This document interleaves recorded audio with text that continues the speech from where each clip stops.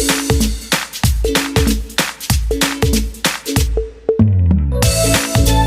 मेरा YouTube channel civil structure ई गुरु में आपका स्वागत है। आज जो मैं आपके सामने जो वीडियो ला रहा हूँ यह है साइटों पर जो आरसीसी कॉलम कास्टिंग करने में जो हमें गलतियाँ मिलती हैं, जो हमारे मजदूर वर्क्स या जो सुपरवाइजर जो गलती करते हैं, इसके बारे में हम आज आपके सामने वीडियो लाए हैं। और ये वीडियो जो हम आपको दिखाएंगे दोस्तों, इस वीडियो को आप पूरा देखें और आपको यदि पसंद हो तो लाइक, सब्सक्राइब और शेयर करना ना भूलें। ये बहुत ही यूजफुल वीडियो है और इसमें इंटरव्यू में भी क्वेश्चन आते हैं इस पर, और मेरे एक एक्सपीरियंस तजुर्बे के आधार पर मैंने ये वीडियो बनाया है। और दोस्तों मैं कुछ दिन पहले मैं एक ministry of labour and employment की स्पॉन्सर प्रोग्राम थी,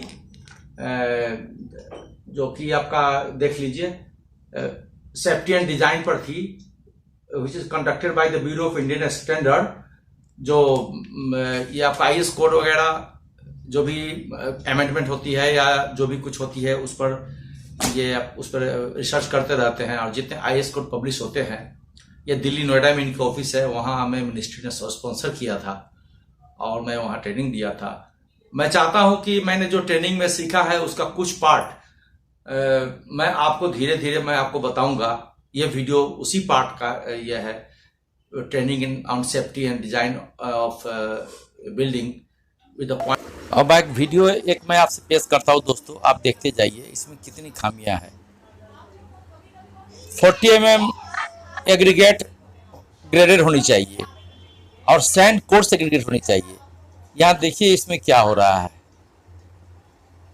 ना ही ग्रेड में कोई क्वालिटी कंट्रोल्स, डस्ट, सब कुछ अपना इसमें भरते जा रहे हैं। आप देखिए किस तरह से काम हो रही है। कोई आदमी यहाँ देखने वाला है नहीं साइड पे। पानी भी बाल्टी की बाल्टी देते जा रहे हैं। और दोस्तों इनका जो इन्होंने गड्ढा बनाया है, ये तो भगवान की कृपा से बचे हुए हैं, नहीं तो अगर ये तो जैसे सब जगह होता है, जिंदा दफन होते रहते हैं लोग। इतनी नियम है कि 1.5 मीटर से जब भी गड्ढा होते हैं उसमें हमें शटरिंग देना है। अगर शटरिंग आप 2-4 दे करके आप अगर नहीं रखेंगे इसमें वर्टिकल स्कैफोल्डिंग, देन कोलैप्स होने की चांसेस होती है। तो आप अब यहाँ देख लीजिए किस तरह से जल्दी आनन फानन में काम हो रही है दोस्तों। ये सारे हमारे स्पेसिफिक अगेंस्ट में है।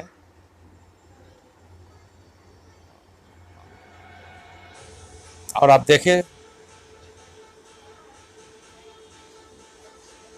ये जो आप कटिंग हो रही है सरिया की, ये लोग रेनफोर्समेंट बांधे हैं, टेढ़ा मेढ़ा बांधे हुआ है, जो कि बिल्कुल स्ट्रेट लाइन होनी चाहिए एज पर स्पेसिफिकेशन। और कोई भी इंक्लाइन बार अलाउ नहीं होती है। It should be informally placed at site and proper bending and binding has to be done before placing in the site। देखो देखिए कुछ आइटम्स है हमारे कंस्ट्रक्शन, ताकि आपको आइडिया हो जाए।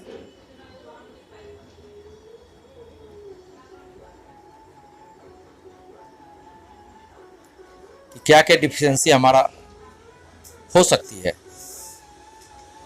तो इसके बाद अगर हम डिस्कस करेंगे डिफिशिएंसी के बारे में, तो आप लोगों को इसमें अच्छी जानकारी होगी।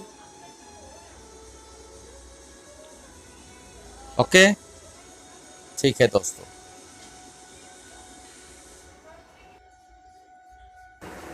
साइटों पर एक बात ध्यान देने की होती है कि अगर आपके पास FE 415 है या FE 250 है, तो उसको कभी हम मेन बार के लेयर में मिक्स नहीं करें।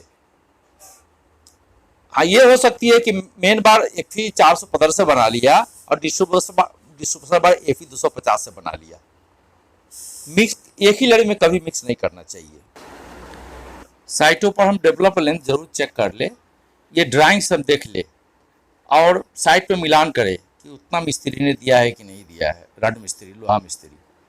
डेवलपमेंट लेंथ ये किस लिए जरूरी होती है? जो बीम से आप देख रहे हैं कि कॉलम के कोने में ऊपर नीचे सरिया को इंटर किया जाता है एक सर्टेन लेंथ के आधार पर, कैलकुलेट लेंथ के आधार पर, ताकि ये इनके ज्वाइंट फेलर नहीं हो। और जो ज्वाइंट हमारे जिस काम के लिए बना है, जितना लोड ट्रांसफर करने के लिए बना है, वो प्रॉपर ट्रांसफर हो जाए।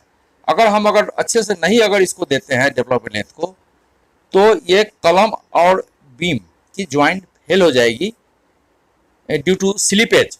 ये स्लिप कर जाएंगे और अर्थक्वेक अगर आती है तो ये सस्टेन नहीं कर पाएगा। तो दोस्तों, जो डेवलपमेंट लेंथ है, हम आपको एक कैलकुलेशन भी बता रहे हैं। तो ये छोटी सी कैलकुलेशन है, आप ध्यान से देख लीजिए और आगे बढ़िए।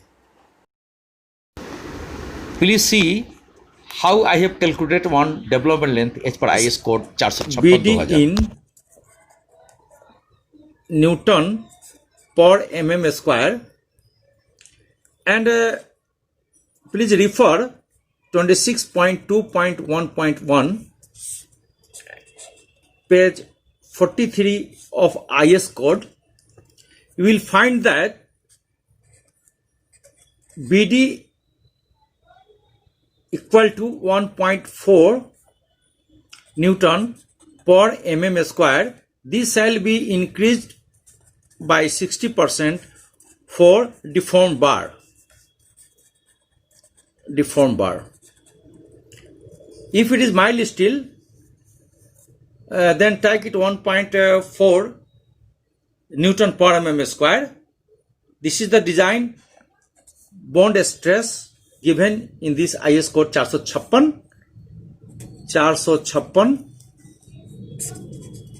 2000 सब कुछ दिया हुआ है। इसमें आपको सिर्फ वैल्यू पुट करना है। एंड फॉर्मूला क्या होगी इसकी? तो ये आप अगर इंक्रीज कर दे तो हमें डिजाइन बॉन्ड स्ट्रेस 2.24 न्यूटन पर mm स्क्वायर मिल जाएगा। और डेवलपमेंट लेंथ की जो फॉर्मूला है LD इक्वल टू, ये है 5 4 एप्सिलॉन BD। तो दोस्तों, इसमें हम 5 के टर्म में निकालते हैं। 5 जैसे मैंने ऊपर लिया हुआ है, 5 is the diameter of the bar. तो जनरली हमें देखा गया है कि ये 40D के 30 से 40D के अंदर हम लेते हैं डेवलपमेंट लेंथ। डेवलपमेंट लेंथ ये है आपकी, जैसे ये कॉलम है, सॉरी ये बीम है और एक कॉलम जा रही है। तो इसमें जो डेवलपमेंट लेंथ आप देंगे, एक तो आप ऊपर दे देंगे और एक आप नीचे दे देंगे। तो यहां से लेकर के ये वाला जो आपको लेंथ हो गया, this is the LD development length. और ऊपर की जो यहां से जो फेस से कोई लेते हैं, या थोड़ा सा फेस से आप 4 इंच दबा के लीजिए, ये आपकी डेवलपमेंट लेंथ हो गई LD। This is called LD। I have given in the PowerPoint presentations, so please see that formula. So development length is 5. Now just अब क्या करें इसमें दोस्तों, अब हमें पुट करना है, ये जो दिया हुआ है इसकी वैल्यू है हमारा FE 415। देन ये जो आपका टेंसाइल स्ट्रेस है वो हम 415 ले लेंगे, और ये हम 5 लिख लेंगे, डाया के लिए करेंगे। और फॉर्मूला में क्या दिया हुआ है, 4 इंटू एप्सिलॉन, जो कि आपका डिजाइन बॉन्ड स्ट्रेस है, ये आपका आ गया 2.24। तो हम दोस्तों 2.24 लिख देंगे। और ये अगर इसको कैलकुलेट करेंगे, ये पूरे चीज को हम इतना कर लेंगे। इसको करने के बाद में आप देखो, कैलकुलेटर से आप करके देखें। हाँ, मैंने तो ये किया है कैलकुलेटर से, आप भी करके देख लीजिए दोस्तों। तो ये आपका टोटल जो आपको दोस्तों मिलेगा, ये आपका मिलेगा 46.3 इसको हम ले लेते हैं 47 और 5 का 5 रहेगा, यानी कि जो हमारे एलडी होंगे डेवलपमेंट लेंथ ये हम दोस्तों 47 5 यानी कि डाया है स्टील की 16 mm। देन 47 से आप ये 16 से मल्टीप्लाई कर दें तो आपको क्या मिलेगा 750 लेके चलिए आप, ये 752 हो रहा है कैलकुलेटर में, 752 mm हो रहा है, आप 750 mm लेके चले राउंड फिगर में, और 760 mm लेके चले डेवलपमेंट लेंथ। ऐसे ही आप जैसे 12 mm की अगर सरिया है दोस्तों तो आप इस फॉर्मूला में अगर बाकी जैसे आप सब है M25 है, ये डिफरेंट आप IS कोड में अगर देखेंगे तो अलग अलग ग्रेड के लिए अलग अलग डिजाइन बॉन्ड स्ट्रेस दिया हुआ है। ओके, तो आप M25 है, M15 है, M30, M35 अलग अलग ग्रेड के लिए आपको अलग अलग ये वाला मिल जाएगा। आपको ये 1.4 मिलेगा, उसमें लिखा रहेगा 1.6 1.8 लिखा रहेगा, उसमें 60% आपको प्लस कर देना है डिफॉर्म बार के लिए। तो आपको इसमें LD इक्वल टू आप देखें ये फॉर्मूला में, इसमें आप अगर FE 415 है तो 415 लिख लीजिए, अगर FE 500 है तो 500 लिख लीजिए। पहले आप टेंसाइल स्ट्रेस क्या है स्टील की वो लिख लीजिए, और जो डिजाइन बॉन्ड स्ट्रेस है वो लिख लीजिए, और इसको अगर कैलकुलेट कर लीजिए आपको 47 5 50D या कहे या 35D 40D ये आते हैं फिगर्स।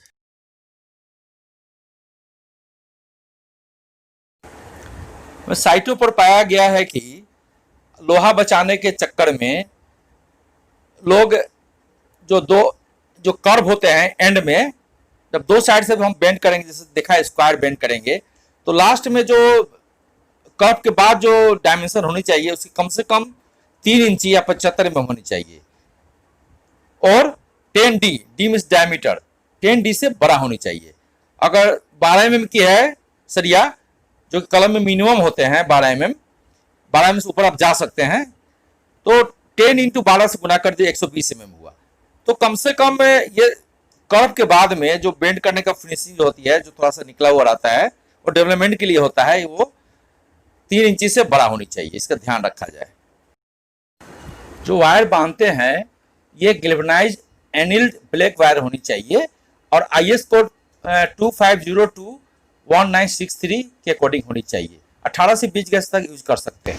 स्प्लाइसेस उसे कहते हैं जो दो लोहे को जोड़ करके हम उसको बड़ा बनाते हैं। दोस्तों स्प्लाइसेस या लैब कहें, बहुत ही इंपॉर्टेंट हमारे सिविल इंजीनियर्स के लिए होता है, साइट इंजीनियर के लिए होता है। तो 24D से D मीन्स डायमीटर से कम कभी स्प्लाइसेस यूज नहीं करते हैं, और इसे ड्राइंग में देख रहे हैं कि splices centre of the height use करते हैं। कभी भी हम इस स्लाइस में देख लीजिए, कभी भी एक क्रॉस सेक्शन पर अगर 10 लोहा निकल रहा है तो 5 से ज़्यादा अलाउ नहीं करेंगे, 50%। और स्प्लाइसेस देते समय हम ध्यान रखें कि जहाँ स्प्लाइसेस देते हैं वहाँ पर 6 इंची जो रिंग होते हैं 6 इंची सेंटर हो, अच्छे से टाई अप हो, और मैक्सिमम बेंडिंग स्ट्रेस जहाँ होती है वहाँ कभी नहीं दे। हम बीम के कॉलम के जस्ट ऊपर जहाँ बीम और कॉलम का ज्वाइंट होती है वहाँ स्प्लाइसेस कभी भूल कर भी नहीं दे। दोस्तों मुझे कॉलम डिफिशिएंसी के बारे में बहुत कुछ डिस्कस करना था, इसके लिए मुझे काफ़ी समय चाहिए था, लेकिन समय के अभाव में मैं ज़्यादा डिस्कस नहीं कर पा रहा हूँ। तो दोस्तों आप मेरे से जुड़े रहिए, और सभी नए विजिटर से मेरा आग्रह है कि वो सब्सक्राइब करना ना भूले, और अपने दोस्तों को शेयर करें ताकि वो इससे लाभ प्राप्त कर सके। और सभी मेरा सब्सक्राइबर से आग्रह है कि वो मुझे शेयर और लाइक करते रहे। तो दोस्तों कवर हम प्रोटेक्शन के लिए करते हैं 40 mm to 50 mm रखते हैं कलम के लिए, जो कि बहुत ही ज़रूरी है एज पर IS कोड।